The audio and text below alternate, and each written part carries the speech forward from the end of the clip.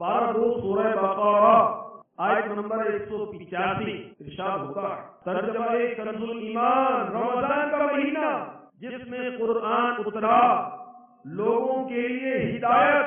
اور رہنمائی اور فیصلے کی روشن باتیں، تو تم میں جو کوئی یہ مہینہ پائے ضرور اس کے روزے رکھے، اور جو بیمار یا سفر میں ہو تو اتنے روزے اور دنوں میں۔ اللہ عز و جل تم پر آسانی چاہتا ہے اور تم پر دشواری نہیں چاہتا، اور اس لیے کہ تم گنتی پوری کرو اور اللہ کی بڑائی بولو اس پر کہ اس نے تمہیں ہدایت کی اور کہیں تم حق گزار ہو۔ تجھ پہ صدقے جاؤ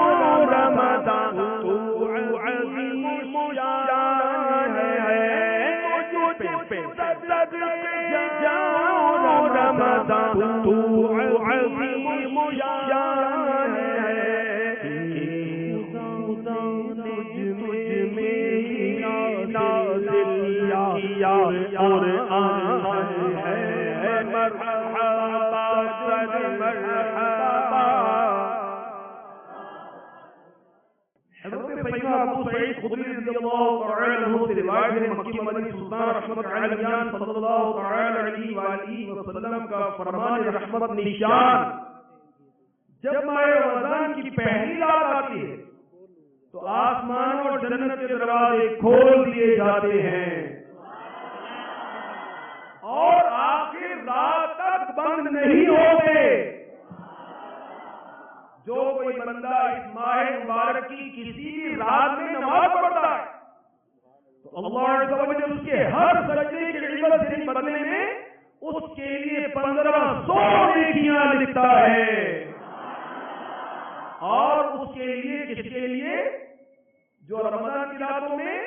نماز پڑھتا ہے۔ جنت میں سرخ یاقوت کا گھر بناتا ہے جس میں 60,000 دروازے ہوں گے اور ہر دروازے کے پٹ سونے کے بنے ہوں گے، جن میں یاقوت سرخ جڑے ہوں گے۔ پس جو کوئی ماہ رمضان کا پہلا روزہ رکھتا ہے تو اللہ عز و جل مہینے کے آخری دن تک اس کے گناہ معاف فرما دیتا ہے، اور اس کے لیے صبح سے شام تک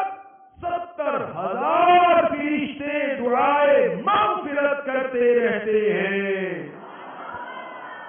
رات و دن میں جب بھی وہ سجدہ کرتا ہے اس کے ہر سجدے کے عوض یعنی بدلے میں اسے جنت میں ایک ایک ایسا درخت عطا کیا جاتا ہے کہ اس کے سائے میں گھوڑے سوار 500 برس تک چلتا رہے۔